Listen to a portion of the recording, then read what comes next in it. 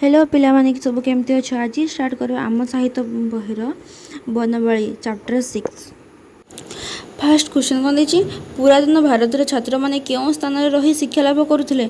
यार उत्तर हो पुरातन भारत छात्र मैंने अरण्य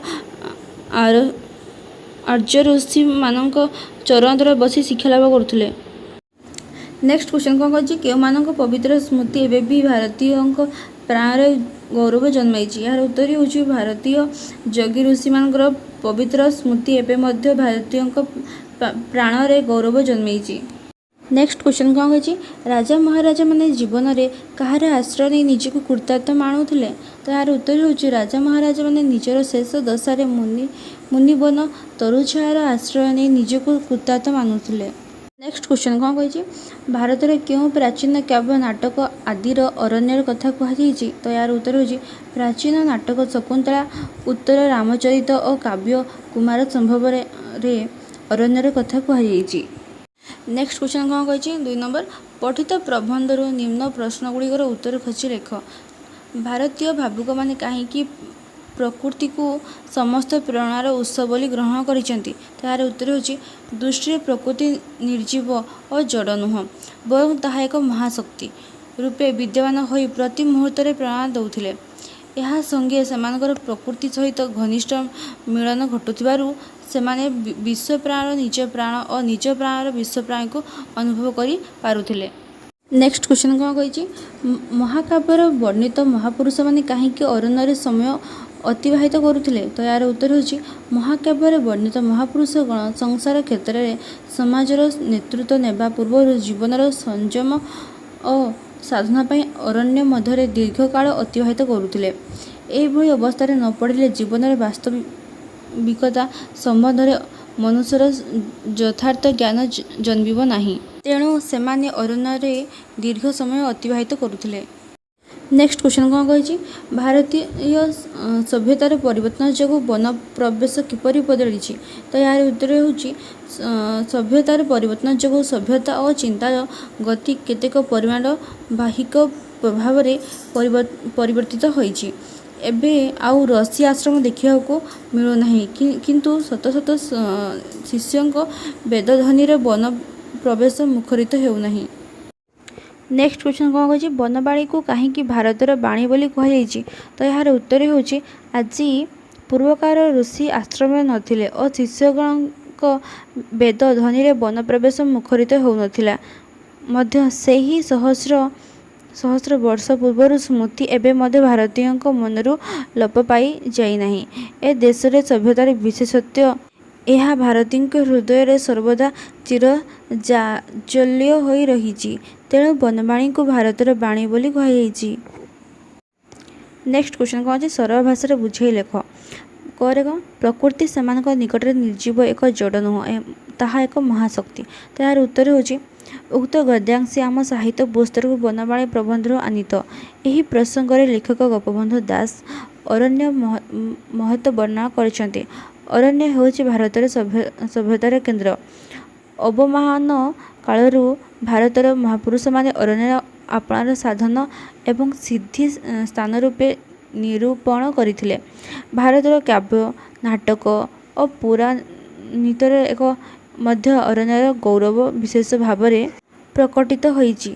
भारतीय भावुक माने काले काले प्रकृति को पवित्र प्रेरणार मूल निदान बोली ग्रहण करिसेंती कारण प्रकृति सेमानक निकट निर्जीव एवं जड़ नुह ताहा एक महाशक्ति। नेक्स्ट ख कौन कही भारतर सभ्यता और चिंतार गति केतेक परिमाण बाहिक प्रभाव परिवर्तित होइछि। तार उत्तर हो उक्त गद्यांशटी आम साहित्य पुस्तक बनवाणी प्रबंध आनीत। यही प्रसंग में लेखक गोपबंधु दास भारतर परिवर्तित सभ्यता और चिंतार गति संपर्क में वर्णना करिसेंते। अरण्य होछि भारतर सभ्यतार केन्द्र। यही प्राचीन कालरू भारतर सभ्यतार जो उन्नति होइछि ताहा केवल यही अरण्यरू। भारतर महापुरुष माने अरण्यरू आपणार साधन और सिद्धि स्थान रूपे निरूपण करथिले। भारतीय भावुक माने प्राकृतिक को एक महाशक्ति रूपे ग्रहण करथिले। अरण्यार तरुलता श्रेणी भावुक माने नीरव बाणी ଶ୍ରବଣ କରୁଥିଲେ। କିନ୍ତୁ ବର୍ତ୍ତମାନ ଆଉ ସେସବୁ ନାହିଁ। ଭାରତର ସଭ୍ୟତା ଓ ଚିନ୍ତାର ଗତି କେତେକ ପରିମାଣର ବାହିକ ପ୍ରଭାବରେ ପରିବର୍ତ୍ତିତ ହୋଇଅଛି। ନେକ୍ସଟ କ୍ୱେଶ୍ଚନ୍ କ'ଣ କହିଛି? ପ୍ରତ୍ୟେକ ଧାଡ଼ିରେ ତିନୋଟି ଏକଜାତୀୟ ଶବ୍ଦ ସହିତ ଏକ ଭିନ୍ନ ଜାତୀୟ ଶବ୍ଦ ମିଶି ରହିଛି। ଭିନ୍ନ ଜାତୀୟ ଶବ୍ଦକୁ ଚିହ୍ନଟ କରି ଅଲଗା ଲେଖ। ତ ଫାଷ୍ଟ କ'ଣ ଦେଇଛି? ଯୋଗୀ, ମୁନି, ଋଷି, ରୋଗୀ। ତ ଏହାର କ'ଣ ହେବ? ଯୋଗୀ। ପୈଢ଼, ନାଗରିକ, ବାଳକ, ଯୁବକ। କ'ଣ ଏହାର ହେବ ଅଲଗା? ନାଗରିକ। ବନ, ଉପବନ, ଅରଣ୍ୟ, ପର୍ବତ। କ'ଣ ହେବ? ପର୍ବତ। କାବ୍ୟ, କିମ୍ବଦନ୍ତୀ, ନାଟକ, ପୁରାଣ। ତ କ'ଣ ହେବ? କିମ୍ବଦନ୍ତୀ। ନେକ୍ସଟ ଅଛି ତରୁ, ବିହଙ୍ଗ, ଦ୍ରୁମ, ମହାଦ୍ରୁମ। ତ ଏହାର ହେବ ବିହଙ୍ଗ। ନେକ୍ସଟ କ୍ୱେଶ୍ଚନ୍ କ'ଣ ଦେଇଛି? ତଳେ କ ଓ ଖ ସ୍ତମ୍ଭରେ କିଛି ଶବ୍ଦ ଦିଆଯାଇଛି।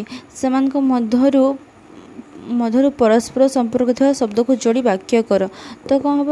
ଫାଷ୍ଟ କ'ଣ ଅଛି? ଅରଣ୍ୟ। ଅରଣ୍ୟର କ'ଣ ହେବ? ଅରଣ୍ୟ ପ୍ରଦେଶ। ତାପରେ ନେକ୍ସଟ ହେବ ତରୁ। ତରୁର ହେବ ତରୁ ଛାୟା। ଚିନ୍ତା। ଚିନ୍ତା ହେବ ଚିନ୍ତା ସ୍ରୋତ। ନେକ୍ସଟ ହେବ କାର୍ଯ୍ୟ। କାର୍ଯ୍ୟ କ୍ଷେତ୍ର। ନେକ୍ସଟ ଅଛି ସାଧନା। ସାଧନା ପୀଠ। ବାକ୍ୟ ଯୋଡ଼ି ବାକ୍ୟ ଗଠନ କରିବା। କ'ଣ ହେବ? ଅରଣ୍ୟ ପ୍ରଦେଶରେ ଦୃଶ୍ୟ ଖୁବ୍ ମନୋରମ। ତରୁ ଛାୟା। ତରୁ ଛାୟା ତଳେ ବସି ଋଷି ବେଦ ପାଠ କରୁଛନ୍ତି। ଚିନ୍ତା ସ୍ରୋତ। ମନ ମଧ୍ୟରେ ଅଜସ୍ର ଚିନ୍ତା ସ୍ରୋତ ଖେଳିଗଲା।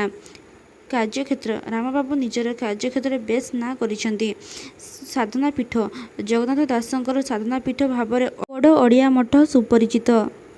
ନେକ୍ସଟ କ୍ୱେଶ୍ଚନ୍ କ'ଣ ଦେଇଛି? ବନ୍ଧନୀରୁ ଶବ୍ଦ ବାଛି ଶୂନ୍ୟସ୍ଥାନ ପୂରଣ କରି ପାଠଟିକୁ ପୂର୍ଣ୍ଣ ଭାବରେ ଲେଖ। ମହାଭାରତରେ ପଞ୍ଚୁ ପାଣ୍ଡବଙ୍କୁ ମଧ୍ୟ ରାଜ୍ୟ ଲାଭ ପୂର୍ବରୁ ଅଜ୍ଞାତ ବନବାସରେ ଏହିପରି ଦୀର୍ଘ ସାଧନା ମଧ୍ୟ ଦେଇ ଯିବାକୁ ପଡ଼ିଛି। କେଜାଣି ଅରଣ୍ୟର ତରୁଲତା ଶ୍ରେଣୀ ଭାରତୀୟ ଭାବୁକ କାନରେ କି ନୀରବ ବାଣୀ କହୁଥିଲା। ନେକ୍ସଟ କ'ଣ କହିଛି? ତଳେ କୋଠରୀମାନଙ୍କରେ କେତୋଟି ଅକ୍ଷର ଦିଆଯାଇଛି। ପ୍ରତି ଧାଡ଼ିର ଅକ୍ଷରମାନଙ୍କୁ ନେଇ କେତୋଟି 2 ଓ 3 ଅକ୍ଷର ବିଶିଷ୍ଟ ଶବ୍ଦ ତିଆରି କର। ତ କ'ଣ ହେବ? ଏହାର ଉତ୍ତର ହେଉଛି ସାଧବ, ବନ, ସାଧନ, ବସା, ଧବସର, ନଗର, ନର, ଗର, ସ୍ୱନରସ, ସଭ୍ୟ, ମର, ସର, ସମ, ଅର୍କ, ସମ୍ପର୍କ, ଦର୍ଶନ, ମନ, ଦନ, ଦମନ। ନେକ୍ସଟ କ୍ୱେଶ୍ଚନ୍ କ'ଣ ଦେଇଛି? ପ୍ରତି ବାକ୍ୟରେ କିଛି ଅଂଶ କ ସ୍ତମ୍ଭରେ ଓ କିଛି ଅଂଶ ଖ ସ୍ତମ୍ଭରେ ଦିଆଯାଇଛି। ଦୁଇ ସ୍ତମ୍ଭରୁ ପରସ୍ପର ସମ୍ପର୍କ ଥିବା ବାକ୍ୟାଂଶକୁ ଏକାଠି ମିଳେଇ ଲେଖ। ଏହାର ଉତ୍ତର ହେଉଛି ପ୍ରକୃତି ସେମାନଙ୍କ ନିକଟରେ ନିର୍ଜୀବ ଏବଂ ଜଡ଼ ନୁହଁ। ବନବାଣୀ ହିଁ ଭାରତର ବାଣୀ। ସତ୍ ସତ୍ ଶିଷ୍ୟଙ୍କ ବେଦଧ୍ୱନିରେ ବନ ପ୍ରବେଶ ମୁଖରିତ ହେଉନାହିଁ। ବନସ୍ପତିର ମହାତ୍ମା ପ୍ରାଣରେ ଅନୁଭବ କରୁଥିଲେ। ଅରଣ୍ୟ ହିଁ ସେମାନଙ୍କଠାରୁ ସାଧନା ପୀଠ ଥିଲା। ନେକ୍ସଟ କ୍ୱେଶ୍ଚନ୍ କ'ଣ ଦେଇଛି? ତଳେ ଦିଆଯାଇଥିବା ଶବ୍ଦଗୁଡ଼ିକ ମଧ୍ୟରେ ନିର୍ଭୁଲ ଶବ୍ଦଗୁଡ଼ିକ ବାଛି ଲେଖ। ଜାତୀୟ। ଜାତୀୟ। ବିଶେଷର ଖର କେଟା ଆନ୍ସର ହେବ? ଫାଷ୍ଟ ଯେଉଁ ଅଛି ବିଶେଷ। ଗର ବାଲ୍ମୀକିର କେଟା ଆନ୍ସର ହେବ? ଯେଟା ଫାଷ୍ଟରେ ଅଛି ନା ସରି যেটা সেকেন্ডরে ଅଛି সেটা বাল্মীকি ঠিক ଅଛି। ନେକ୍ସଟ ଘରେ କ'ଣ ଅଛି? ନିର୍ଜୀବର। ନିର୍ଜୀବର ଆମର ଲାଷ୍ଟ যেটা ନିର୍ଜୀବ ଅଛି ସେଟା ଆମର ଠିକ୍ ଅଛି। ଏତେ ଭିଡ଼ିଓଟିକୁ ଏତେ ସବୁ ଭଲ ପାଇବା ଦେଇଥିବାରୁ ବହୁତ ବହୁତ ଧନ୍ୟବାଦ। ତ ଭିଡ଼ିଓଟି ଭଲ ଲାଗିଲେ କମେଣ୍ଟ, ସେୟାର, ସବସ୍କ୍ରାଇବ୍ କରିଦେବେ।